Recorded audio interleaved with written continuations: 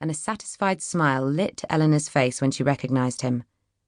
Nothing pleased her more than to find reasons to belittle Thaddeus Thirkell. Like all bondsmen, he was dirty and ragged, but he was half a head taller than most Dorset men, and his swarthy skin, long black hair and almond-shaped eyes bore no resemblance to the man he called father. Short-limbed, weaselly-faced Will Thirkell. One rumour had it that Eva Thirkell had run away to Melcombe to sleep with a sailor. Another, that Thaddeus was the result of a snatched coupling with a passing gypsy. Whatever the truth, the father hated the son, and the son hated the father.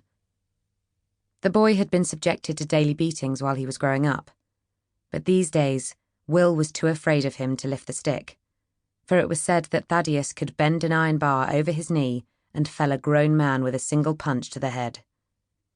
He paid lip service to his lowly place in Develish, ducking his head when he had to, but there was no respect in the way he did it.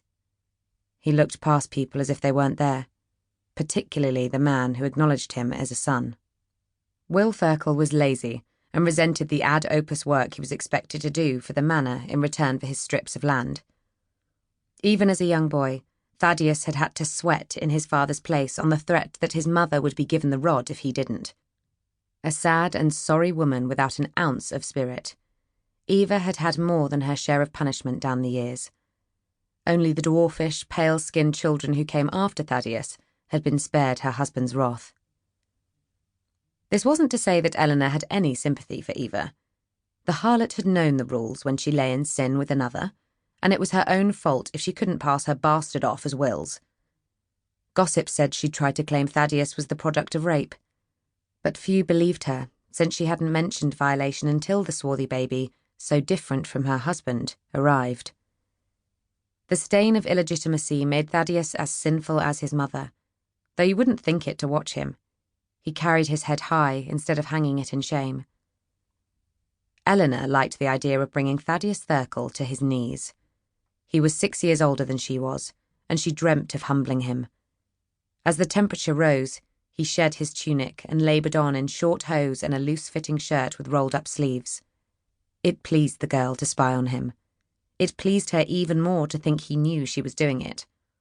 When he tied a piece of cloth around his forehead to keep the sweat from his eyes, he stared directly at her window, and her cheeks flushed rosy red from guilty desire. It was her father's fault for promising her to the ugly, pock-marked son of a neighbouring lord whose domain, larger than Develish's, was 2 days' ride away. She faced a joyless future married to Peter of Bradmain, who was so puny he could barely sit astride a horse. Eleanor's own pony, a pretty little bay jennet with white stockings, was cropping grass in the part of her father's domain that lay beyond the moat. She was tempted to go outside and demand Thaddeus saddle it and assist her to mount.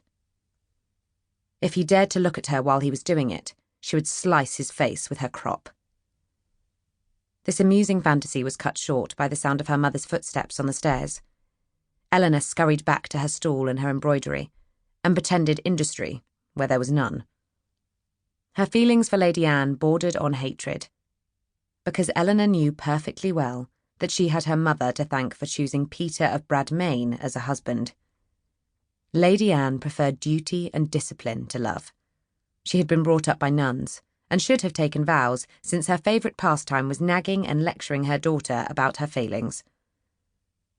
Eleanor could tell from the silence that Lady Anne was counting how many stitches had been added to the design since last she looked. "It's too warm," she declared mutinously. "My fingers keep slipping on the needle." "You don't sew it for me, daughter. You sew it for yourself. If you see no merit in the task, then choose something more rewarding to do." "There is nothing."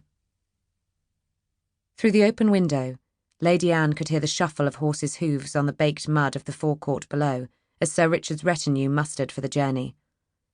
In the fields beyond the moat, she could see the serfs at the back-breaking task of making hay. Closer in, Thaddeus Thirkell sweated over the wattle fence. It wasn't difficult to guess what Eleanor had been doing with her time. "Your father summons you to say goodbye," she said. "He will be gone a fortnight." The girl rose. "I shall tell him I don't want him to go."